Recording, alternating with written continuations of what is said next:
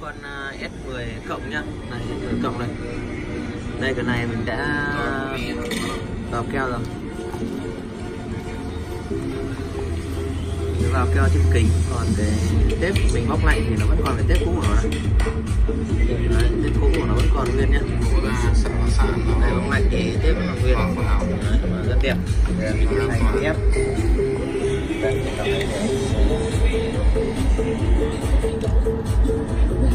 mình ép thì cái này mình ép rời màn thì mình sẽ lắp cái cổ xuống. Còn ép cắt máy, khi nào cắt máy cắt màn thành ép xếp.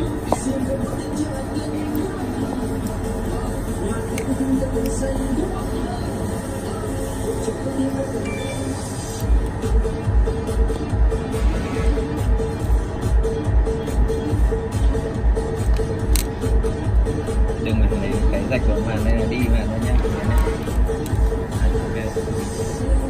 Rồi cơ thế này cũng cho vào ép được, không cần chuột đấy, không cần chuột, thế này ép được.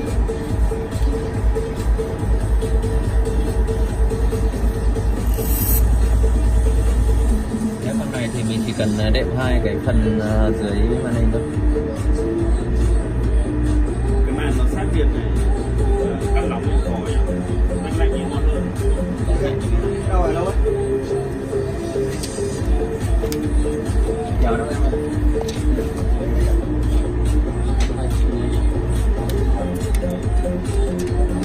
Mình sẽ cắt hai cái mảnh này lên. Mình cho mảnh ở giữa cũng được, mình không muốn làm thế nó cho hai mảnh hai bên nó giảm lực. Chỉ cần lực nhẹ thôi. Đây mà cắm vào này.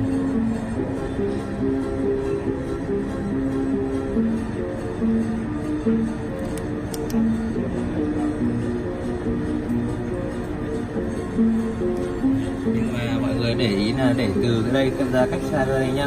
Mọi người đừng để gần đây là dễ bị sọc nhé. Mình để cách xa ra đây.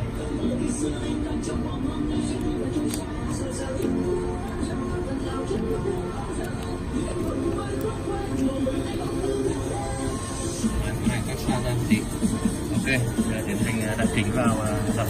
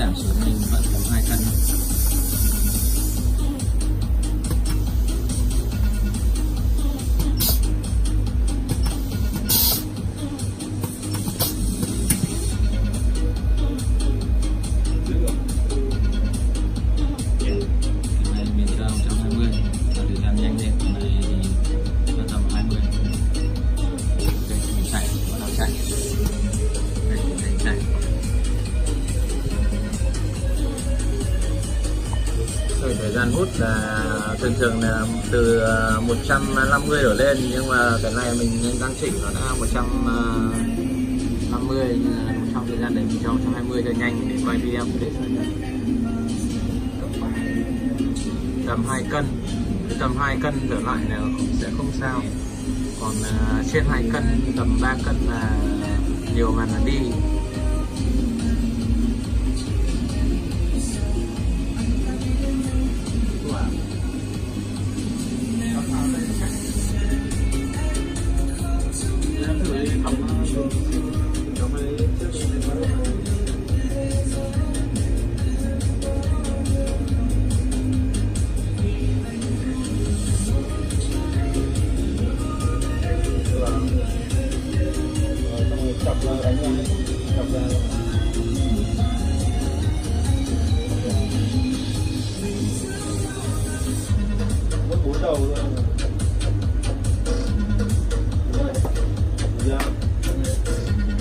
Thương hiệu thuộc về laminate.vn.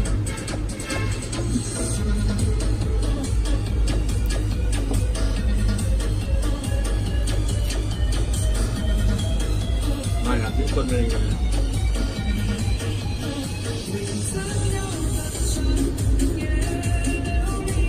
Bọn nước ngoài toàn lấy video mình bán với giá 700 USD.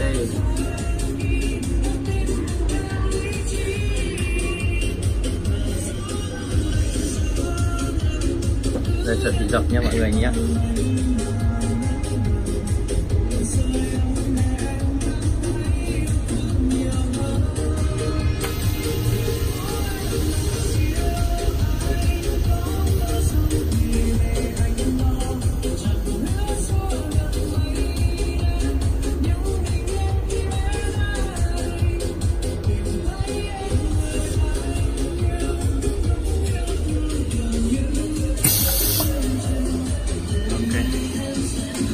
Xong.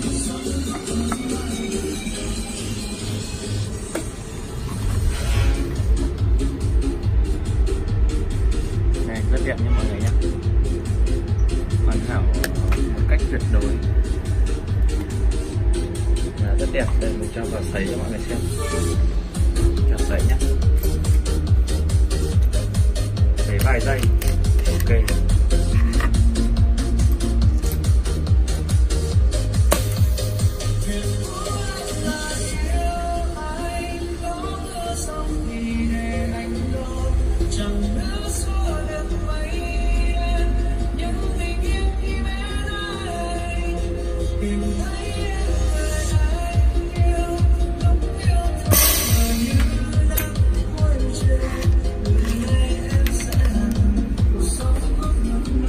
Chắc thì phải nghĩ nhé mọi người nhé. Này, được cầm đây, đừng nhé, đừng vào.